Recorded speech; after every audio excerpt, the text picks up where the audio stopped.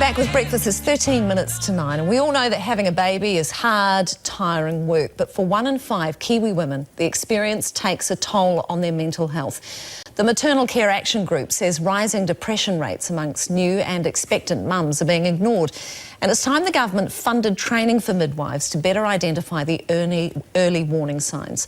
The group's spokeswoman Kristina Paterson is here. Good morning. Good morning. What are the early warning signs? So with antenatal depression or postnatal depression, they're the same. So it is anxiety, it's maybe not being able to sleep or waking up in the middle of the night even if baby is sleeping.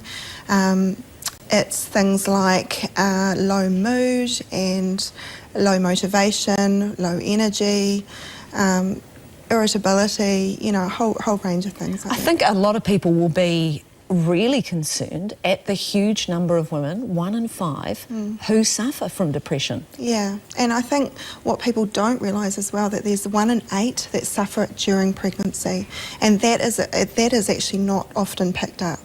So you've been carrying out a lot of detailed research about women and ante and postnatal depression. Yeah. What have you found? So the reason I did the research in the first place was that Mothers Help is an organisation that helps women with perinatal depression. Did a survey of 100 mothers, and of those mothers, 63% of them experienced symptoms during pregnancy and immediately after birth. However, only 1/3 of them were actually picked up at that time.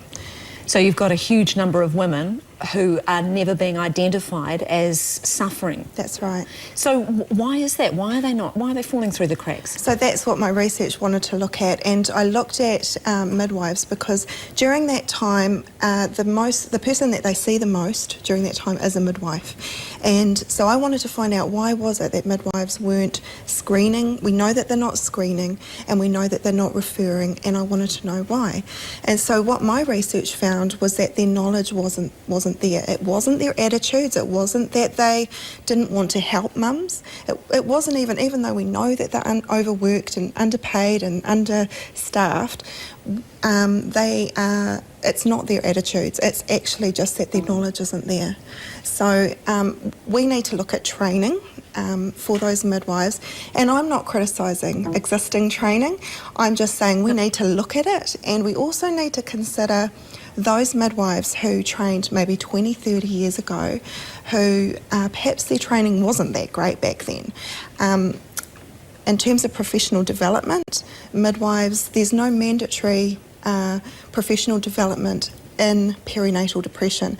So if you've never had training 20, 30 years ago, 10 years ago, and you're now practicing as a registered midwife, it's possible that you never get trained on antenatal and postnatal depression.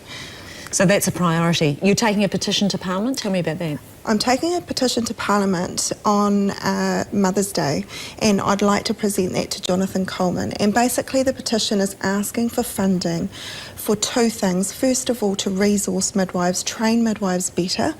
And the second thing is to fund services for women with perinatal depression. At the moment, what we have is maternal mental health, and they are only reaching 3 to 5% of women in the perinatal phase with depression and anxiety. So we've got 95 to 97% of women who are out there in the community who are really struggling without help.